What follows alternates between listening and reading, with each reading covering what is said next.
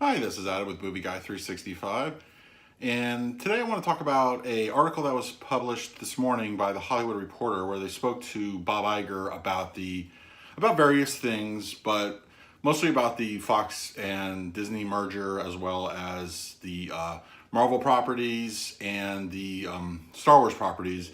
I thought it'd be worth a little discussion, so let's dive right into it.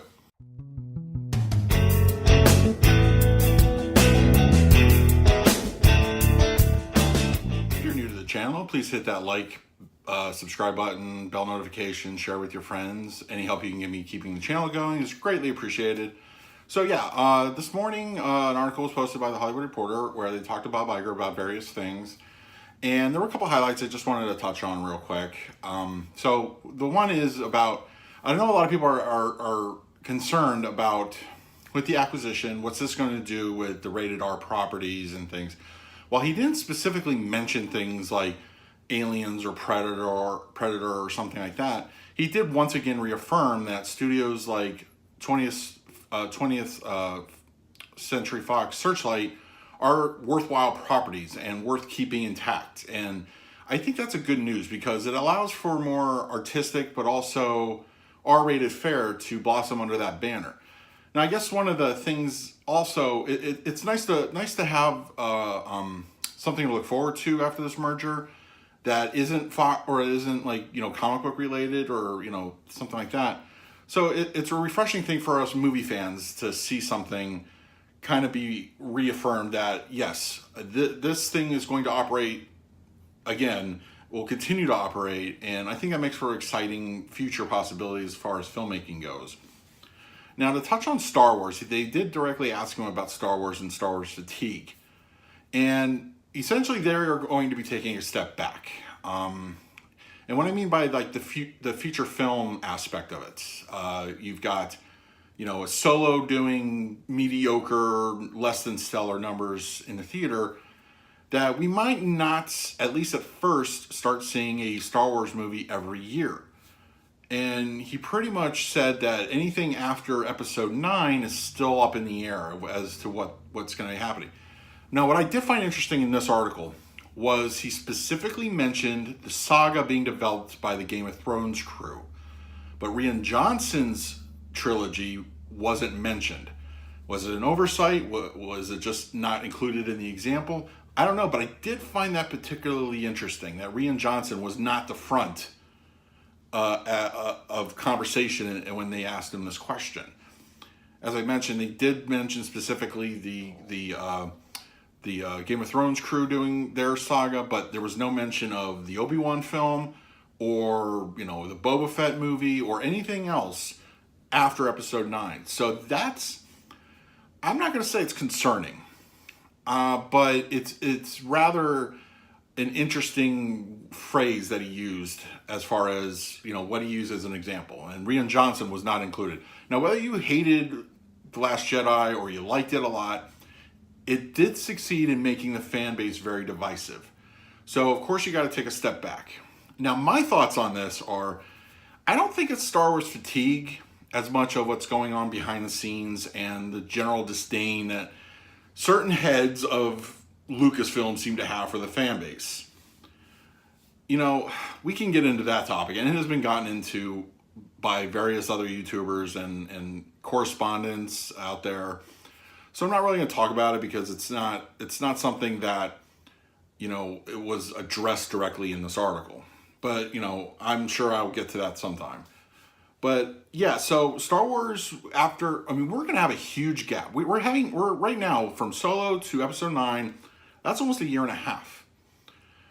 Now, while that doesn't seem like it's a long time, that's still a lot. When you're coming off of something as negative as Solo and The Last Jedi, that's a long time to leave fans gestating for what's happening next.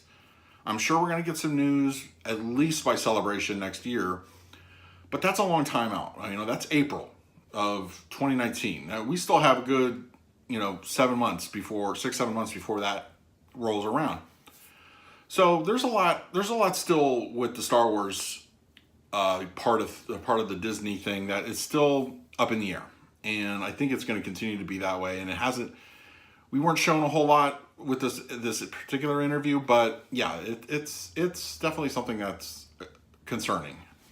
Now, they did mention specifically, I guess this had to be kind of spelled out. As far as the Marvel properties go, the X-Men, Fantastic Four, Deadpool, those will, in fact, fall under the purview of Kevin Feige. And so we're not going to have a separate, like to use our old school wrestling thing, we're not going to have WWE and WCW operating together. WWE being, the current MCU, and then X-Men being over here. No, they are going to be under one banner. Kevin Feige will be running those properties, integrating them into the existing Marvel universe. And this is, I believe, the first time we've had an actual confirmation that this is the case. Now, while this seems like, for the most part, a no-brainer, there were some people out there saying that they should keep them separate. Now, what does this mean for the existing X-Men franchise?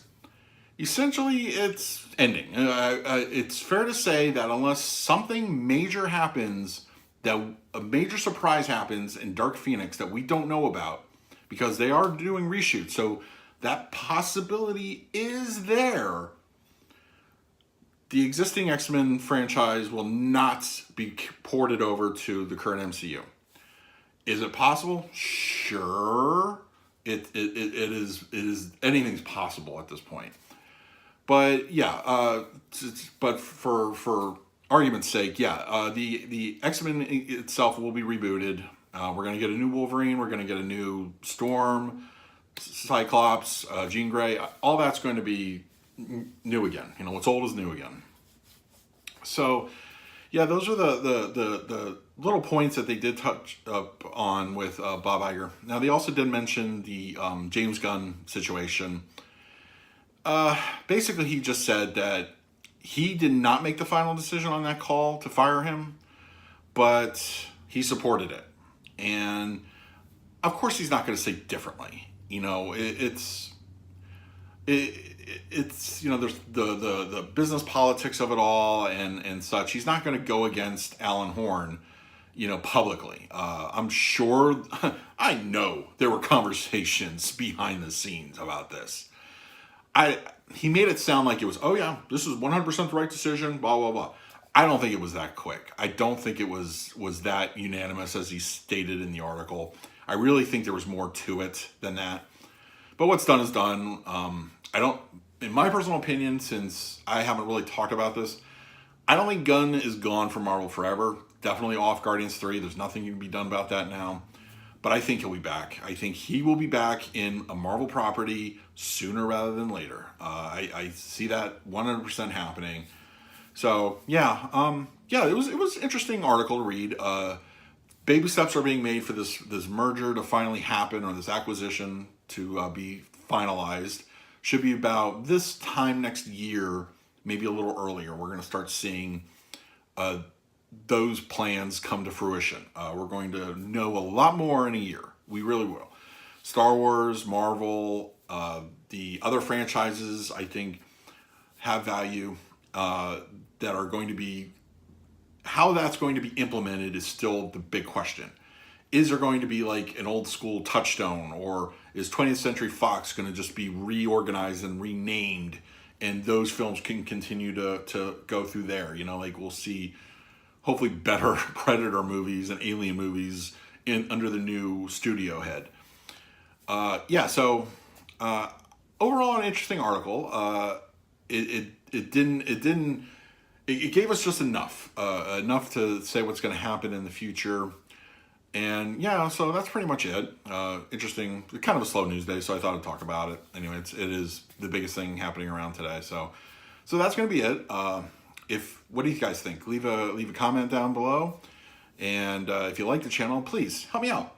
Hit that like button, subscribe, bell notifications. I put out videos daily. I really enjoy doing these videos. So this is Adam with Movie Guy 365, and I will see you at the movies.